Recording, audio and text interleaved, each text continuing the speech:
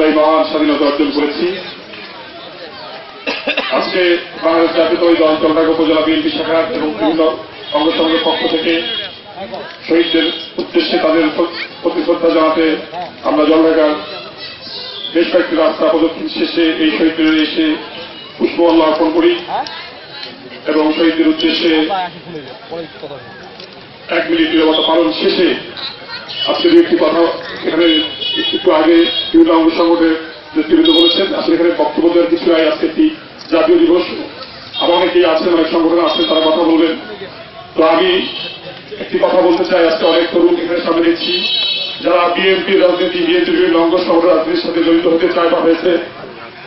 তো আমি সবার কাছে আশা করব যে আমরা ওই সব দলের রাজনীতি কর্মী হতে চাই।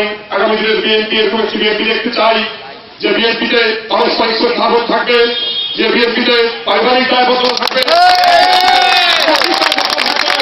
যে বিএনপিতে রাজনৈতিক শিষ্টাচার থাকবে। আগামী দিনে জলঢাকা উপজেলায় এরকম একটি বিএনপি এবং তার অঙ্গ সংগঠন দেখতে চাই। আমরা কারো চরিত্র হারানো বিশ্বাসী না, আমরা কাউকে উদ্দেশ্যভাবে করতে বিশ্বাসী না। আমরা সকল রাজনৈতিক দলের প্রতি শ্রদ্ধা জানিয়ে, তাদের নেতাকর্মীদের শ্রদ্ধা জানিয়ে আমরা বিএনপি রাজনীতি জলঢাকায় পরিচালনা করব এবং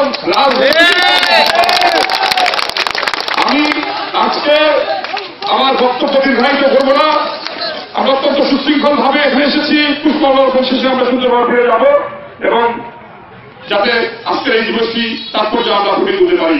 আমি বিভিন্ন জায়গা থেকে যারা বিএনপি অঙ্গ সংগঠনের নেতৃবৃন্দ এখানে এসেছেন কষ্ট করে, তাদেরকে জলঢাকা উপজেলার সম্মানের চেয়ারম্যান জনাব সাহেবের পক্ষ থেকে এবং ব্যক্তিগত আমার পক্ষ থেকে আন্তরিকভাবে অভিনন্দন জানাচ্ছি।